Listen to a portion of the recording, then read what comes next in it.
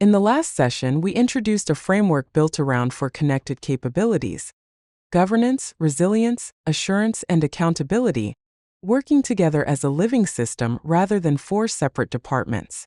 We closed by naming a gap, the difference between what's governed on paper and what happens at the boundary, where real work meets real pressure. This session is about that gap directly. Specifically, it's about how the paper system and the living system start aligned and then quietly drift apart over time. Nobody decides to create the gap. No single moment causes it. But the drift happens anyway, and understanding how it happens is the first step toward closing it. Let's start by looking at exactly where governance tends to fail. Picture two structures. Above, a clean architectural blueprint, orderly, precise, every line accounted for. Below, something organic and tangled, flowing, adapting, full of unexpected connections. Where these two meet, there's a fracture. That fracture point is where governance fails. Not in the blueprint itself and not in the messy reality below it, but at the boundary between what an organization says it does and what it actually does under pressure. This is worth sitting with because it reframes where to look when something goes wrong. The failure isn't usually in the policy, and it isn't usually in the team that broke the rule. It's in the gap between the two. A gap that exists by default in every organization until someone actively works to close it. So what does each side of that gap actually look like? Let's take them one at a time. On one side, the paper system, built for order and defensibility. It speaks the language of major frameworks, the named standards organizations align to. It shows up as risk heat maps, maturity scores, and board reports. Locked boxes, checked boxes, a structure designed to hold still. On the other side, the living system, built for survival and adaptation under pressure.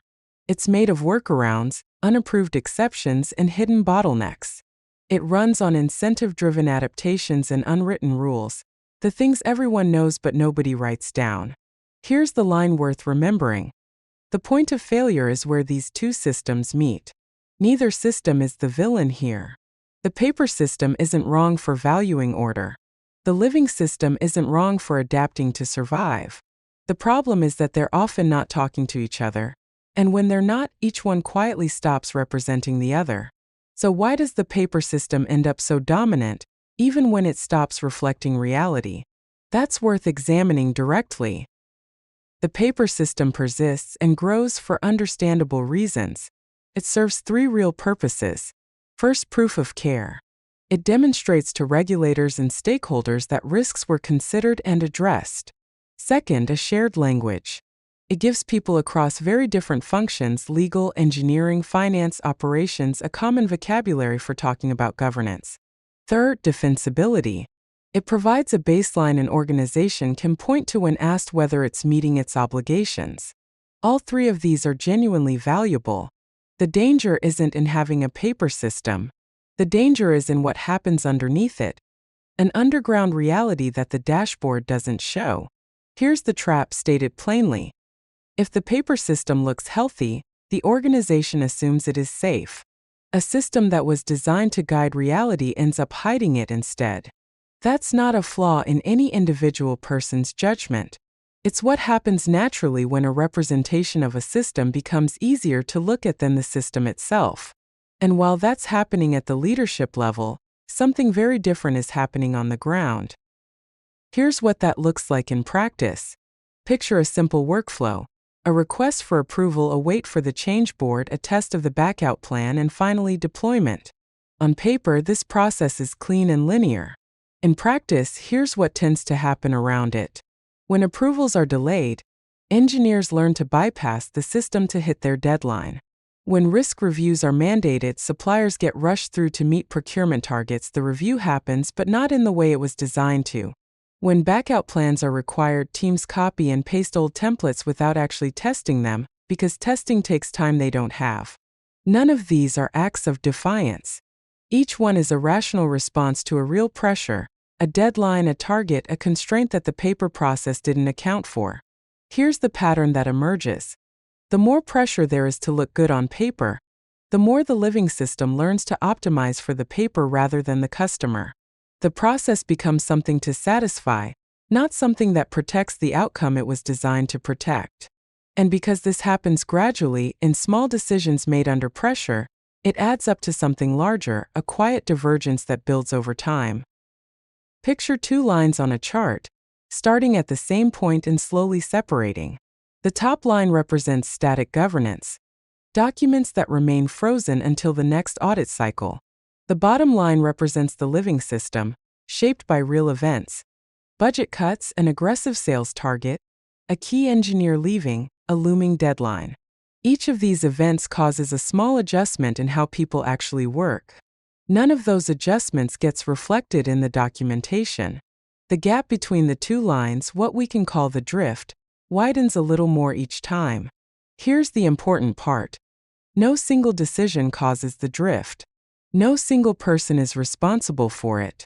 But over time, the living system prevails because it's the system people actually have to work within every day, while the paper system just sits there, waiting for its next scheduled review.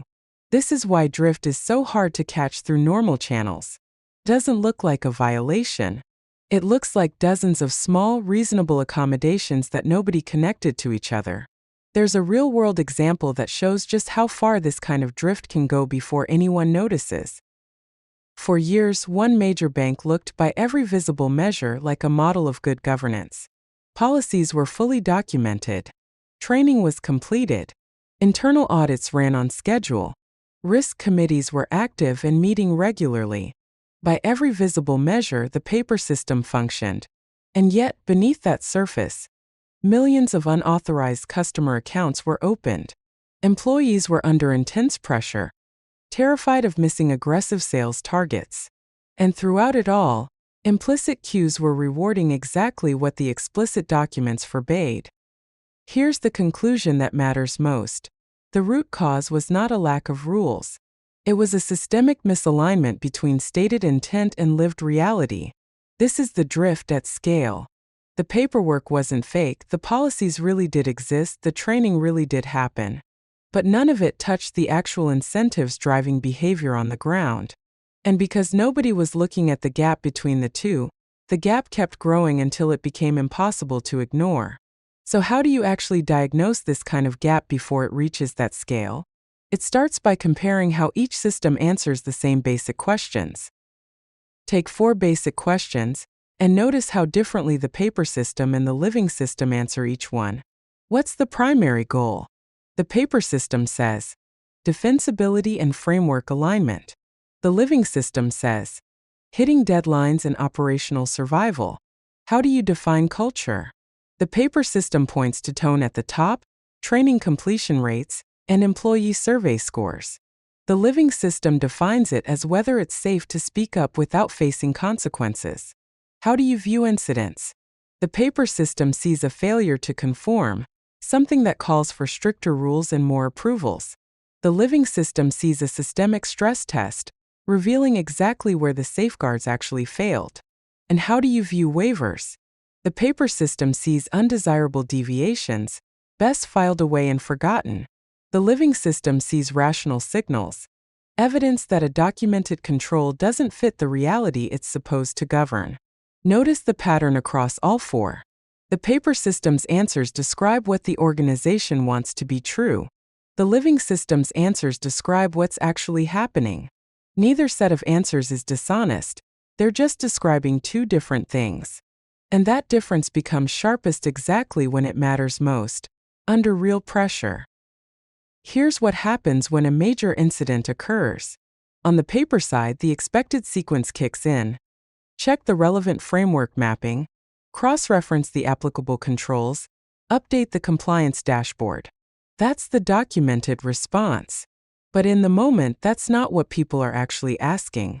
The real questions, happening in real time among real people, are far more immediate. What's broken? Who's affected? Who's authorized to make this call? And often unspoken but very real. What happens to me if I slow this down? In that moment, the framework mapping spreadsheet is, quite simply, irrelevant under pressure. Not because the framework is wrong, but because it doesn't answer any of the questions people are actually asking when something breaks. Here's the principle that follows from this. The living system prioritizes the reliability of recovery procedures, not merely their existence in a document. A backout plan that's never been tested provides exactly as much real protection as no backout plan at all, even though on paper they look completely different. So if framework mappings aren't what helps in the moment, what's the alternative? This is where a different kind of overlay comes in. Picture 3 layers.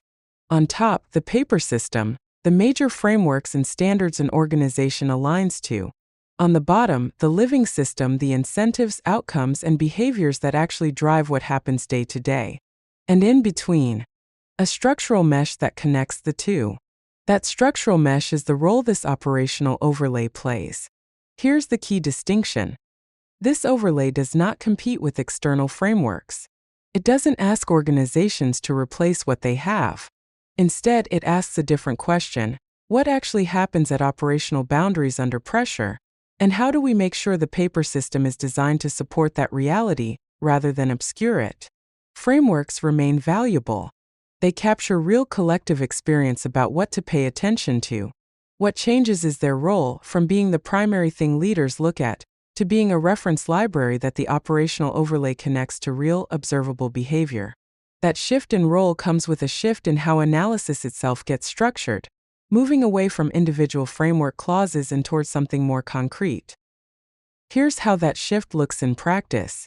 The old way starts with framework clauses, specific named controls from specific named standards, sitting in their own boxes, largely disconnected from each other.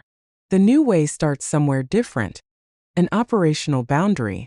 Something concrete, a specific interface where work actually happens, like an accounts payable interface. At that boundary, 3 questions get asked. What outcome are we trying to protect here? That's the quality outcome. How do we measure whether we're achieving it? That's the quality measure. And critically, where do decisions about this outcome actually get made? Here's what this accomplishes. Framework mappings don't disappear. They run in the background as a reference library, not as the primary measure of success. A single boundary might touch on requirements from several different frameworks at once, but the team's attention stays on the boundary and its outcome, not on which framework clause technically applies. This shift in focus, from clauses to boundaries, naturally raises a question that frameworks have always struggled to address directly: culture. Picture a governance layer sitting above a circular flow, a flow that connects back to a single node at its center: human behavior under stress. Around that center, specific behaviors appear. Speaking up about a near miss, admitting a trade-off, pushing back on a rushed supplier review. These aren't abstract values. They're observable actions that happen, or don't happen, every day. Here's the principle: governance by assurance requires aligning evidence and behavior. If the paper system demands safety, but the living system punishes delays, assurance remains superficial, no matter how good the dashboards look. This reframes what culture actually is. It's not a value statement on a wall or a slide in an onboarding deck. It's psychological safety data, measurable, observable, and directly connected to whether the rest of the system actually works as intended.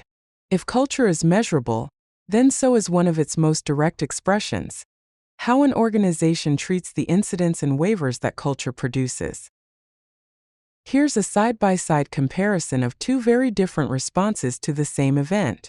In the paper approach, an incident or waiver occurs, it gets treated as an undesirable deviation, it gets filed in the risk register, and then nothing. It's a dead end. The system records the event, but it doesn't learn from it. In the alternative approach, the same incident or waiver occurs, but it's treated as a signal of drift. That signal triggers an analysis of the constraints and decisions that led to it. And that analysis feeds into a refinement of the system's design itself, updating templates, and adjusting the outcome measure pairs that define what success looks like at that boundary. The difference between these 2 paths is enormous, even though they start from the exact same event. Here's the principle that captures it. Effective governance ensures that operational evidence updates intent, rather than intent punishing operational reality. An incident isn't just something that went wrong. It's information, And information that gets discarded is information that has to be relearned the hard way the next time. When this kind of reconnection happens consistently, it changes how governance feels across the entire organization, not just at the point where incidents occur. Here's what that reconnection looks like for 3 different groups. For frontline teams, instead of hearing "do this because the standard requires it," they hear something concrete: "Here's the outcome we need to protect for this specific customer."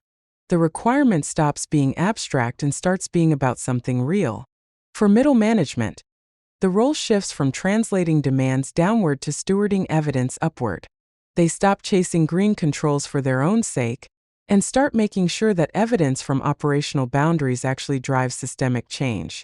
For executives and boards, instead of hearing "we are 87% compliant," they hear something more useful: "At our 3 most critical interfaces, here's how we detect problems, how we respond to them, and how we learn from them." Notice what's common across all 3. In each case, the conversation moves from a number or a rule toward a concrete outcome and a demonstrated capability. That's not a different vocabulary for the same thing. It's a different thing, one where compliance becomes a natural byproduct of a system that's actually working, rather than the goal people are working toward. And underneath all 3 of these shifts is a single underlying test, one that determines whether any of this is actually happening. Picture a continuous loop with 4 connected points. Intent: how the organization describes itself on paper. Decision: the choices made under pressure at specific boundaries. Behavior: the cultural response shaped by real-world incentives. And evidence: the outcomes and artifacts that feed back into governance. The test that ties all 4 together is this: can the organization trace the connection from a significant decision, through the behaviors it shaped, to the outcomes it affected, and back to the documented policy? When that connection holds, when you can follow the thread all the way around the loop, external requirements and internal practice reinforce each other. They're not in tension. They're describing the same thing from 2 different angles. This is what coherence means, and it's a fundamentally different test than compliance. Compliance asks whether each piece on its own matches a requirement. Coherence asks whether all the pieces together tell the same story. And that distinction points toward a different kind of question altogether, one that changes what governance is even trying to answer. Here's the shift, distilled into a single contrast. The old paradigm asks, which standard owns this control? The new paradigm asks, what are we trying to create, what must we protect, and what do we need to deliver every day to stay credible? Notice how different these questions are. The first one is about classification, sorting an existing thing into the right category. The second is about purpose, starting from what the organization is actually trying to do, and working outward from there. Here's the principle that ties this entire session together. When paperwork about the system quietly substitutes for the system itself, organizations become fragile. Governance by assurance begins with the living system, not as a replacement for documentation, but as the starting point that documentation should serve. That question, what are we trying to create, protect, and deliver, turns out to be powerful enough to organize an entire way of thinking about governance. In the next session, we'll build that idea into a complete mental model, one that gives boards and executives a single coherent way to see the digital enterprise as one system, doing 3 things at once.